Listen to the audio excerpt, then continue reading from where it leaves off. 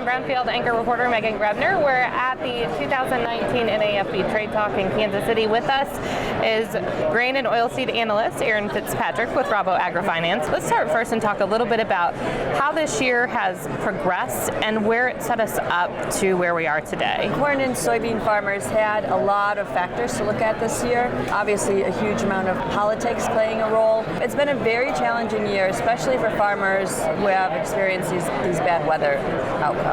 What are farmers really paying attention to? We're delayed this year, and it's going to have implications for next year. It's going to delay the decision-making process for farmers, and it's going to cause some challenging planting situations when you look at compaction in the field, weeds that are in the fields of the prevent plant acres that are out there, and then just the overall delays. It's going to also trickle into next spring season and farmers' decisions and field work then. What has been going on as it relates to the markets as we're looking at corn and soybeans? Yeah. Overall, if farmers are diligent, they watch the markets, and we have seen volatility driven by weather and politics. It's given farmers a good opportunity if they chose to or made good marketing plans to lock in some margins for this year and next year. Trade talks, Twitter, China, all of these things that are impacting these global newsmakers that are impacting what's going on here in the U.S. Historically, we would talk about policy in Russia, Argentina, China driving markets, but now we have to watch Twitter and follow what is going on with the trade deal, and also the impact of having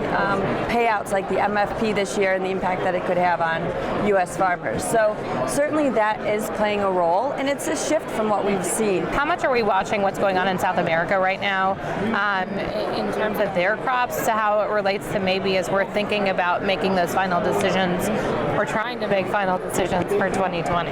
There's not many farmers in the U.S. that aren't watching South America more than ever. We are watching what's going on in South America. Farmers there are still making good margins, and we're looking at expansion of crops continuing there.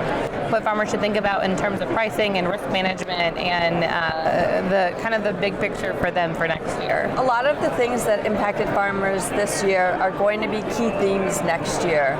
It's going to be an election year in the U.S. in 2020, so politics are going to be at the forefront. Farmers should have a more normal planting window in terms of weather, but they're still going to be struggling with some of the challenges that we are facing through this harvest into next year. I think it's important for farmers to know what their costs are, know when they see a price on their nearby cash basis level that they can lock in a margin and lock that in when they can as we head into 2020.